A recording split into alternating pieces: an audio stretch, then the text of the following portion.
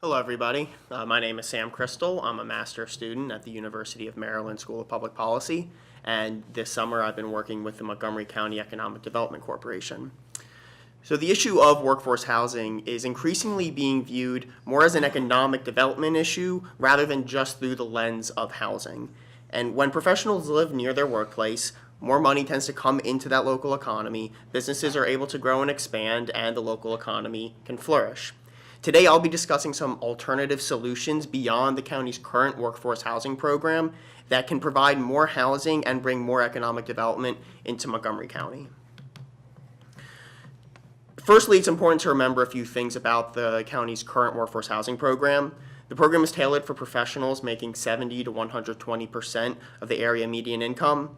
Units are typically built on developments that come from county-sold land, and there are currently about 123 units for sale and for rent across 6 different developments in the county. The general problem that workforce housing is trying to address is that middle-income professionals working here can't actually afford to live here.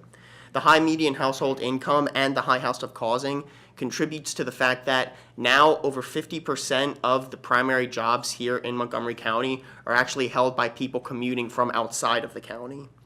The biggest roadblock that the workforce housing program faces is that once the units are resold, their value often increases too close to the market value. So the restrictions and the bureaucracy that the workforce housing units often have, it's usually not worth the modest savings that people are making. So workforce housing clearly has a perception problem, and part of that stems from the fact that it's not seen as an economic development tool.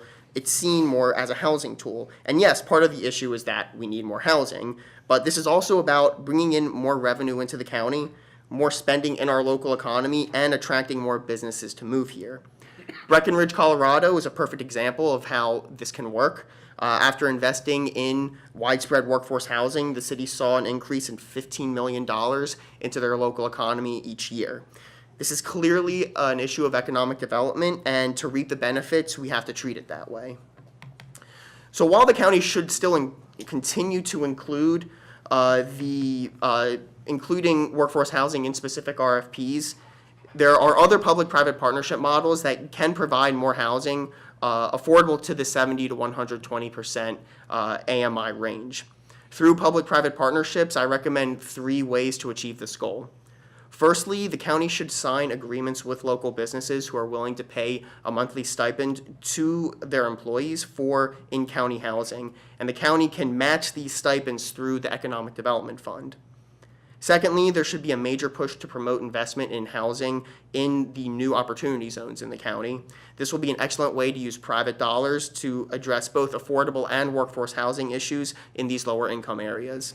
And finally, the county and private partners should partner together to identify aging structures that can be rehabilitated or converted into workforce housing units.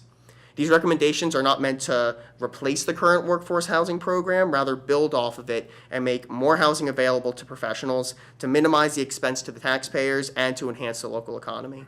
Thank you very much, and I look forward to your questions.